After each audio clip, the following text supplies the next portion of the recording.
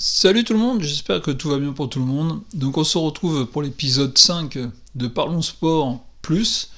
Donc aujourd'hui on va parler encore essentiellement de football féminin. On va commencer avec le football féminin et les quarts de finale de la Women's Champions League. On va voir les 4 équipes qualifiées. Après on parlera des demi-finales bien sûr, de la D1 Arkema et de la sélection de l'équipe de France féminine pour les débuts des éliminatoires pour l'Euro 2025. Après, on passera au football masculin, le football masculin avec la Ligue 1, la Ligue 2. On va parler aussi de la sélection A et de la sélection Espoir. Voilà le programme de cet épisode 5, donc vous voyez encore essentiellement consacré au football. Je vous rappelle le site internet oxmasport.fr, n'hésitez pas à aller voir ce qui s'y passe dessus. On parle bien sûr de football là aussi, de sport, de nos projets à venir. Donc n'hésitez pas d'aller faire un tour sur le site internet. Donc on se dit à tout de suite avec le football féminin pour commencer.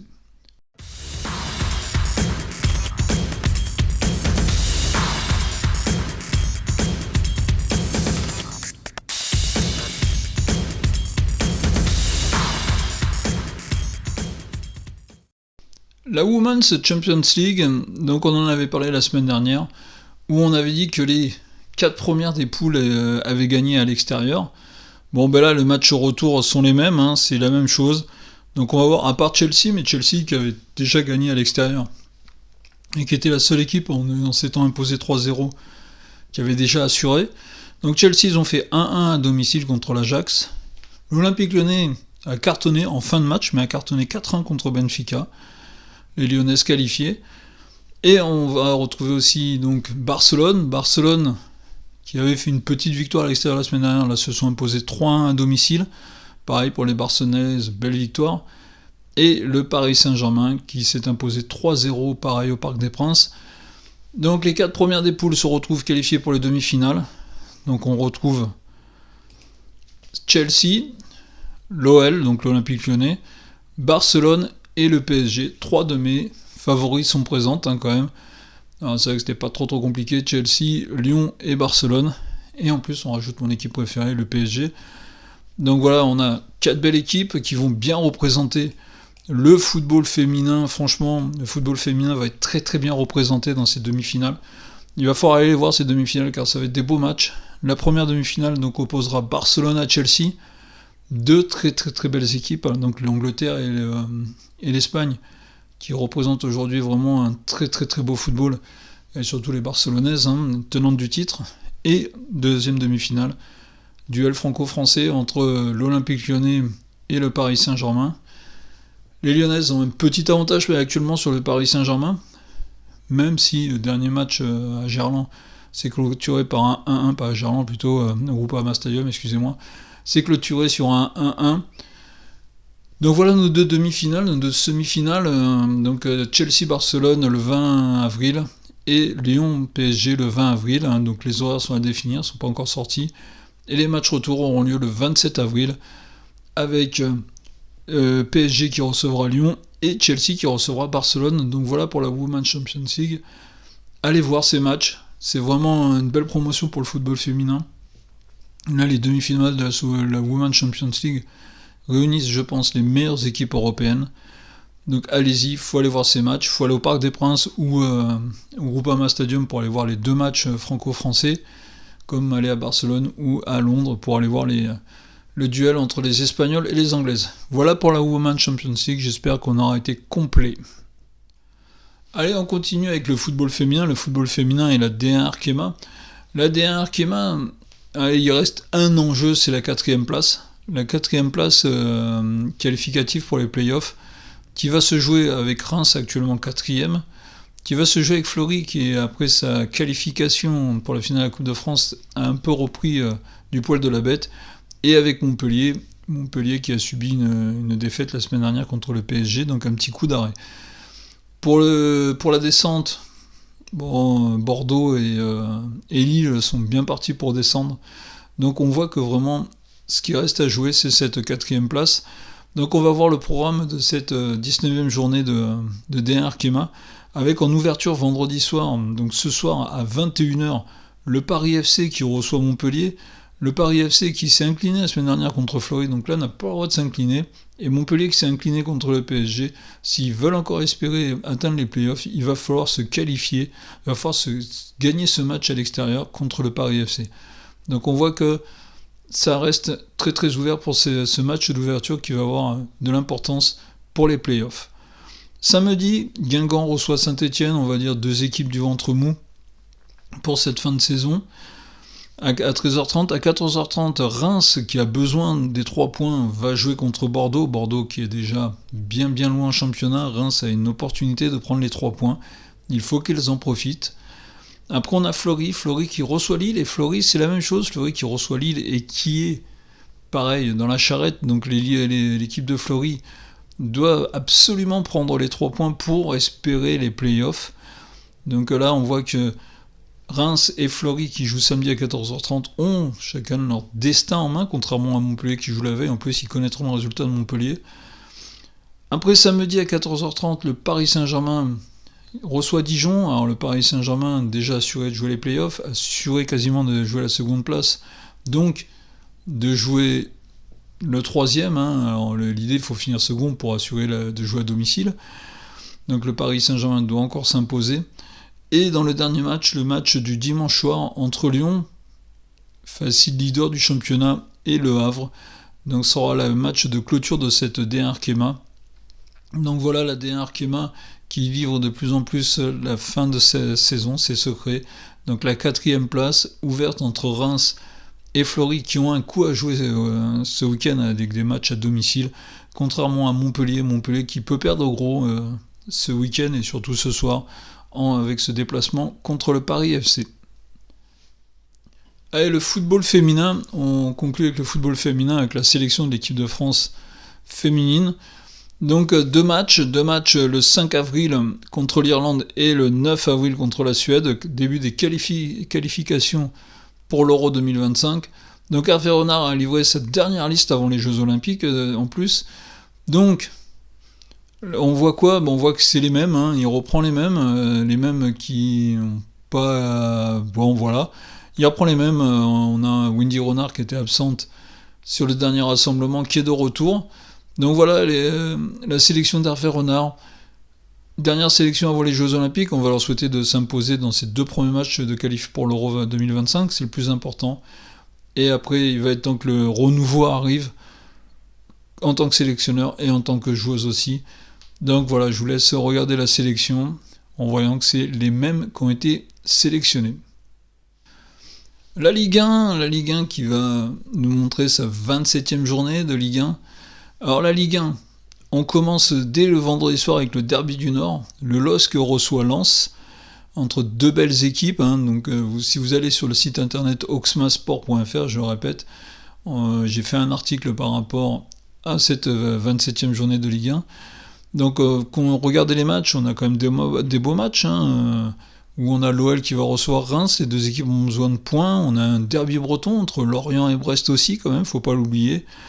On a Nice qui reçoit une équipe de Nantes mal en point, donc pour Nice ça peut leur permettre de se relancer. Après on a quelques matchs importants, Le Havre, Montpellier, les 2 équipes ont besoin de points dans l'optique du maintien. Et on va finir avec le classique. Le classique, OM reçoit le Paris Saint-Germain. Alors on le sait, l'OM, en défense, ils sont quand même pas mal décimés, les Olympiens. Le Paris Saint-Germain se présente avec une équipe quasi au complet. Bon, on sait qu'il y a des retours comme Skriniar, mais ça va être trop tôt. Mais pour Marquinhos et Asensio, ça peut être du banc de touche, donc ça peut être intéressant. On l'a vu, tous les médias l'annoncent, le club olympique de Marseille l'annonce, le record d'affluence pour un match de Ligue 1 va être battu, encore une fois de plus, pour ce match, Olympique de Marseille et Paris Saint-Germain, qui, je le souhaite, va bien se passer, que ce soit une belle fête. Il faut que ce soit une belle fête. On a vu un communiqué du CUP, donc des supporters parisiens, donc c'est qui sont dégoûtés de ne pas pouvoir se déplacer. C'est vrai que ça fait trop longtemps que ces matchs-là, PSG-OM, même si moi dans ma jeunesse, j'ai connu des PSG-OM où il y avait vraiment beaucoup de soucis. Là, ça fait beaucoup de temps maintenant qu'il n'y a plus de déplacements. C'est pas normal qu'en France on soit pas capable de gérer les déplacements des supporters. Bon, il n'y aura pas de supporters du PSG, en espérant que bientôt ça revienne pour le football français, et pas que pour OM-PSG, parce qu'il y a d'autres matchs où les supporters n'ont pas le droit de se déplacer. Voilà, ça c'est aux autorités un peu de prendre leurs responsabilités. Mais voilà, la 27e journée, avec en conclusion le classique français, l'OM reçoit le Paris Saint-Germain. La Ligue 2 BKT, donc la Ligue 2 on se retrouve à la 30e journée, donc la fin de championnat commence à approcher. Les places commencent légèrement à se définir. Alors, on va commencer avec le premier match, le match de 15h, samedi à 15h. Valenciennes, actuel dernier de Ligue 2, on reçoit Saint-Etienne, l'équipe en pleine bourre. Donc ça risque, alors est-ce que la trêve internationale a cassé l'élan de Saint-Etienne ou a peut-être rabiboché un peu Valenciennes, mais là Saint-Etienne vient quand même avec le statut de favori par rapport à ce match. Après les matchs de 19h, on retrouve Dunkerque-Annecy. Les deux équipes ont besoin de points, même si Dunkerque reste sur deux très très beaux matchs. Amiens reçoit Pau. Quevilly-Rouen reçoit Caen, donc un derby normand. Encore un derby, c'est le week-end des derbys. Concarneau reçoit Angers, Concarneau qui a besoin de points aussi, reçoit Angers qui ont besoin de points aussi, donc Angers second actuellement, et qui voit Saint-Etienne revenir très très fort dans leur dos. Grenoble reçoit Guingamp, alors Grenoble qui était bien parti aujourd'hui se retrouve dans le milieu du tableau, et Guingamp qui frôle les places pour les playoffs, donc un match très très intéressant aussi. 3 qui reçoit Rodez aussi qui flirte avec les playoffs. Ils ont besoin de points, les Ruténois. Et 3 qui a besoin aussi de se donner de l'air pour avoir une fin de saison un peu plus simple, même si je pense pas qu'ils vont descendre, mais pour avoir une fin de saison un peu plus simple. Laval actuellement en playoff, reçoit une équipe de Bastia très très mal en points. Les Bastia, on l'a vu, qui ont un nouveau directeur technique, qui est Frédéric Antonetti, qui revient en Corse. Ça faisait longtemps qu'il avait quitté la Corse. Il revient, Frédéric Antonetti.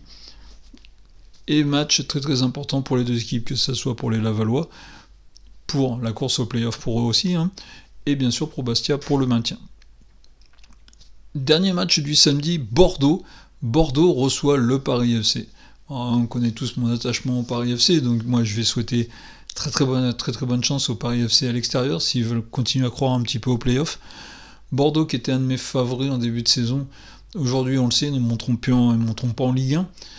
Bordeaux aussi doit se faire une fin de saison tranquille, mais bon, Bordeaux actuellement est en une mauvaise passe, le PFC peut essayer d'aller accrocher les 3 points. Enfin voilà, match très très intéressant à voir, avec des Bordelais qui vont avoir à cœur de prendre des points, le Paris FC qui a besoin de points aussi pour sa course au play-off quand on pense où ils étaient en début de saison. Donc match aussi très très intéressant, et la conclusion de cette Ligue 2 sera lundi 1er avril entre Ajaccio qui reçoit le leader incontesté Auxerre. Auxerre qui est pareil lancé dans sa course à la remontée en Ligue 1. Allez, Auxerre a besoin d'aller prendre des points en terre ajaccienne, donc en Corse. Voilà un match aussi très très intéressant pour la Ligue 2. La Ligue 2 qui commence petit à petit à se dessiner. On voit 3 équipes qui se détachent, en sachant qu'il y en a 2 qui vont jouer la montée direct. Donc Auxerre, Angers et Saint-Etienne qui s'est rapproché. Mais derrière on a Laval, Rodez, Guingamp, le Paris FC et d'autres. On a vu que Caen, avant sa défaite, était aussi dans les playoffs, dans les équipes qualifiées pour les playoffs. Donc on voit que la Ligue 2 n'est pas prêt de donner son verdict pour les playoffs. Pour le maintien, c'est pareil, on voit à part Valenciennes qui est un peu décroché, mais on voit qu'Annecy a réussi à aller chercher un score, on voit que Dunkerque va chercher des scores, Concarneau est un petit peu en train de craquer, Quevilly-Rouen accroche des petits points, mais c'est des petits points. On a Bastia, pareil, qui en ce moment est un peu en train de s'écrouler, on a 3 qui flirtent juste devant. Donc voilà, on voit quand même que ça soit devant ou derrière, le verdict n'est pas donné en Ligue 2, donc fin de session palpitante pour la Ligue 2 BKT. Allez, on va commencer ce tour avec les sélections Espoir et la sélection A. Donc la sélection Espoir qui se prépare pour les Jeux Olympiques et la sélection A qui se prépare pour l'Euro. Alors la sélection Espoir, on va voir donc 2 matchs, Côte d'Ivoire et États-Unis, 2 matchs qui sont quand même à la portée de l'équipe de France Espoir. Ils étaient quand même à leur portée.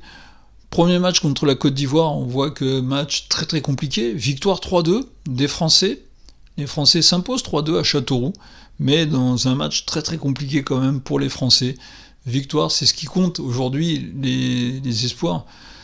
On approche des Jeux Olympiques, on sait que c'est un objectif, et dans cet objectif, il faut gagner. Donc là, contre la Côte d'Ivoire, ils s'imposent. Second match contre les États-Unis. Alors, on va quand même pas se comparer avec les États-Unis, il faut pas exagérer. Les Français mènent 2-0 à la 85e. Voilà, les Français roulent tranquillement vers une victoire. Je dis pas que c'est bien. Je dis pas qu'ils roulent sur les États-Unis. Attention, quand je dis le terme roule, c'est qu'ils sont en train de gagner tranquille 2-0. Et fin de match, on ne sait pas trop ce qui se passe. 2-2. Les États-Unis reviennent et réussissent à accrocher un match nul contre des Français. Alors, ouais, voilà. Voilà, c'est ce qu'on peut dire par rapport aux 2 matchs des espoirs. C'est pas non plus l'extase pour l'équipe de France Espoir. Thierry Henry a du travail. Thierry Henry qui a du mal, franchement. Des joueurs pour la sélection pour les Jeux Olympiques, on le sait, c'est hors date FIFA, les Jeux Olympiques, ça a toujours été comme ça de toute façon. Donc on a vu, le Real de Madrid a dit qu'il ne lâcherait pas ses joueurs français. Si jamais les joueurs français venaient à être sélectionnés, le Real ne les lâcherait pas. On voit qu'en France, certains clubs commencent à se poser des questions, est-ce qu'ils vont lâcher leurs joueurs ou pas. On a vu, c'est Rennes qui est par Florian Maurice, son directeur sportif, donc a lâché cette info-là, que pour l'instant, il n'y avait pas d'idée de lâcher les joueurs. Donc je pense que la sélection va être compliquée pour Thierry Henry, pour pouvoir avoir 11 joueurs. L'équipe de France de Didier Deschamps, grande favorite pour l'Euro. L'équipe de France de Didier Deschamps, je vais pas partir moi dans les trucs, je suis pas un fan de cette équipe, c'est tout ce que je peux dire, j'aime pas la façon de jouer. En 2018, c'est bien, ça nous a permis d'être champions du monde. En 2024, au Qatar, on est en finale de cette Coupe du Monde sans avoir bien joué. On a fait un bon match, je crois, c'est tout, dans cette Coupe du Monde. Voilà, l'équipe de France, c'est un jeu assez stéréotypé, c'est un jeu à la Deschamps de toute façon. Deschamps, c'est un jeu, voilà, on est fort en défense et puis devant, on a la chance qu'on a Mbappé. Voilà. Bon, enfin, on va jouer contre l'équipe d'Allemagne qu'on dit qui est à la rue, qu'on dit qui est vraiment en perte de vitesse totale. Le milieu de terrain allemand nous a juste montré qu'on n'avait pas de bons joueurs en milieu de terrain. Nous, on a des bons joueurs physiques en milieu de terrain, mais ça, c'est une politique du football français depuis des années qui est comme ça. Moi, j'ai vécu ça parce que j'avais mon fils les générations qui sont là, c'est les générations de mon fils. J'ai vécu ça, moi, c'était avec le physique qui parlait, ça n'a jamais été la technique. En France, on n'a pas en jeune, on n'a pas de bonne équipe technique, on a des bonnes équipes physiques, ça, il n'y a pas de souci, mais technique, on n'en a pas. Donc des Toni Kroos et compères, on n'en a pas en France. Donc on s'est fait bouffer par ce milieu de terrain, par cette équipe allemande qu'on croyait, nous, à la rue. On s'est fait bouffer aussi parce que certains joueurs sont en équipe de France mais ne méritent pas d'y être. Alors, ne mérite pas d'y être, je vais viser Brice Samba. Brice Samba, c'est un bon gardien, mais c'est pas un gardien pour être en équipe de France. Moi, le second gardien, Brice Samba, ça me fait rire. Ça me fait doucement rire.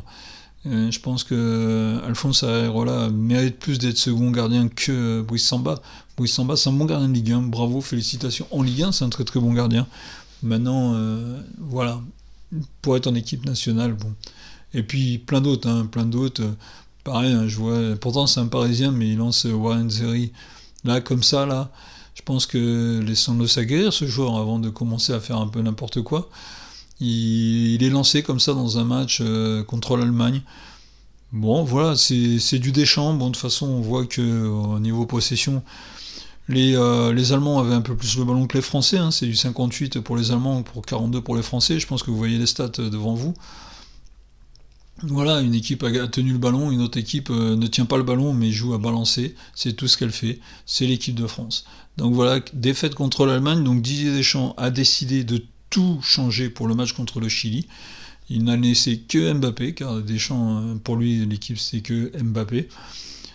Bon, victoire 3-2, malgré un début de match catastrophique, une fois de plus. 1-0 pour le Chili très très rapidement. Bon, on revient à 1-1, 2-1, 3-1, et les Chiliens réussissent à réduire la marque en fin de match à 3-2. Voilà, que dire de ces deux matchs? Pas grand-chose, ça nous a pas appris grand-chose. De toute façon, Deschamps, pareil, n'est pas un adepte du changement, donc il ne changera pas jusqu'à l'Euro, ça sera comme ça. On a la chance, c'est qu'il n'y a pas grand-chose à l'heure actuelle en face de nous. Après, attention à l'Allemagne, ouais, ils nous ont battus. Attention à l'Espagne, attention à l'Angleterre. Mais bon, voilà, il n'y a pas de grosse nation qui va surprendre la France. Je pense que on a cette chance aujourd'hui en France d'avoir quelques joueurs qui courent à 200 à l'heure, et des chances c'est jouer là-dessus.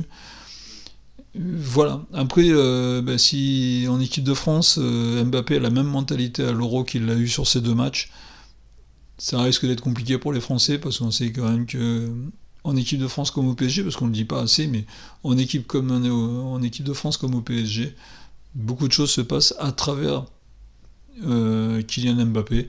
On l'a vu, il n'a pas été bon sur ce rassemblement. L'équipe de France n'a pas été bonne non plus. Voilà donc ce qu'on pouvait dire sur l'équipe Espoir. On aurait plein de choses à raconter encore.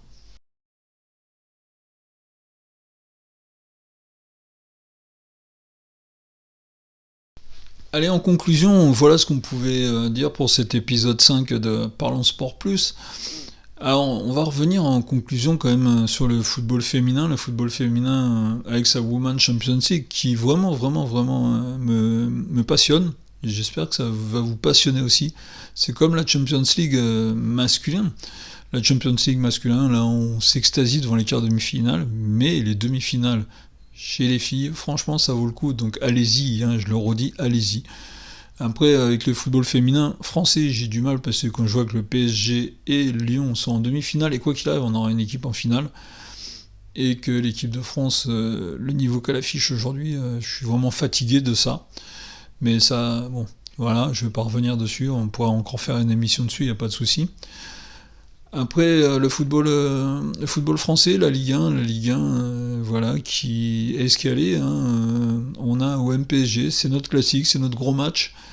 Et j'espère qu'on va avoir un beau match de la part des deux équipes, comme on va avoir un beau derby du Nord, comme on va avoir un beau derby breton entre Lorient et Brest. Voilà, c'est ce que je souhaite.